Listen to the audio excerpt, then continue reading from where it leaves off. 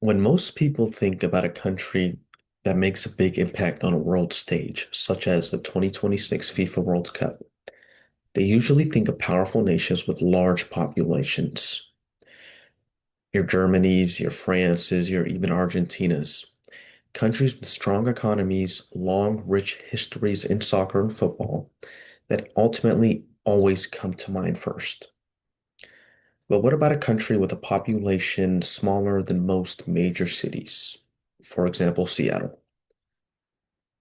What if I told you that a nation made up of only 10 islands off of the Atlantic Ocean, off of mainland Africa, grabbed the attention of millions of people across the world through sport? That country is Cape Verde. As you can see here, before the 2026 FIFA World Cup, many people outside of Africa, including myself, didn't know much about this nation. However, after qualifying for its first ever World Cup, advancing to the knockout stage, competing against some of the biggest soccer nations in the world, Cape Verde and many soccer nations around the world became one of the most inspiring stories of the whole tournament. You see, sports have a unique ability to introduce the world to places that are often overlooked. Cape Verde's World Cup journey shows the country's influence is not always determined by the size of its economy, how big and powerful the military is. Sometimes one historic achievement can change the way millions of people around the world see the nation. Today, I want to discuss how Cape Verde went from being a small island country that many people didn't know, didn't recognize, but became a household name because of soccer. First, I will explain Cape Verde's background, why it's historically overlooked internationally. Second, I will discuss the country's historic World Cup journey, why it was such a major movement and achievement. Finally, I'm going to end on this movement changed global awareness for Cape Verde, culture, identity, people, all of that. To understand why Cape Verde's World Cup achievement was so meaningful is to understand the country itself. Cape Verde, also known as Capo Verde, is an island nation located 350 miles off of mainland Africa. It's made up of 10 volcanic islands and has a population of roughly 500,000 people. According to the World Bank, Cape Verde has a small economy compared to most countries. They compete on the global stage.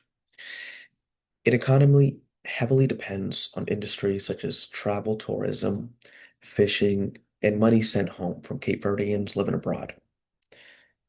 You see, for many years, Cape Verde was not a country that received much international attention. It does not have a massive population nor military influence, so it's often overlooked. Millions of Cape Verdeans around the world live in other countries, Portugal, the United States, and Europe. But before soccer brought the country to the global stage, many people around the world had little reason to care about Cape Verde.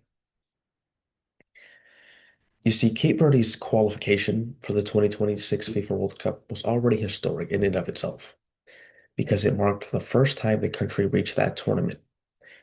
For a nation of about 500,000 people, simply qualifying was an incredible achievement and accomplishment.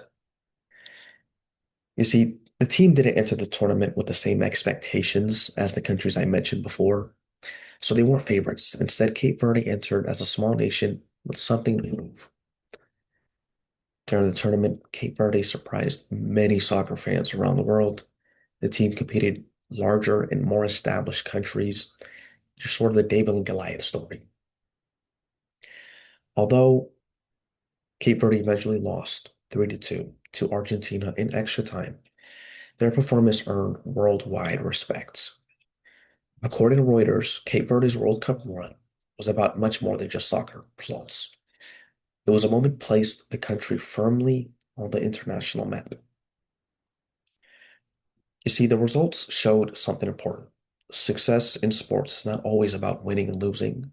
Sometimes success is about changing expectations and proving that smaller nations can compete with the best. The biggest impact Cape Verde's World Cup journey was not on the field. It was what happened after. Millions of people who had never heard of Cape Verde suddenly were interested about the country. They were discovering the islands, the history, the music, the culture. They were learning a nation that had often existed outside of the world's attention, and it became a global, worldwide recognized nation. The flag, too. For Cape Verdean communities around the world, the team represented more than just soccer. They represented heritage, family, and national pride. You see, people had moved away from Cape Verde, or those families, they came back to the island to celebrate their cultures on the international stage. Acknowledgement in sports, especially a huge tournament like the FIFA World Cup, soccer fans like me are tuning in. We look at the flag, we want to know the culture, we want to know the name of the country, we want to know where it's located and how good they are in soccer. When the World Cup initially began, Cape Verde was one of those countries where many fans were just discovering for the first time, just like me. But by the end of the tournament, they had become one of the most memorable stories. As you can see in this picture, Cape Verde showed the world what a country does not need to be large to make a difference. It does not need the biggest economy nor the biggest population to inspire millions. The whole journey can be summarized in 3 points. First, Cape Verde was a small island nation that had been overlooked internationally.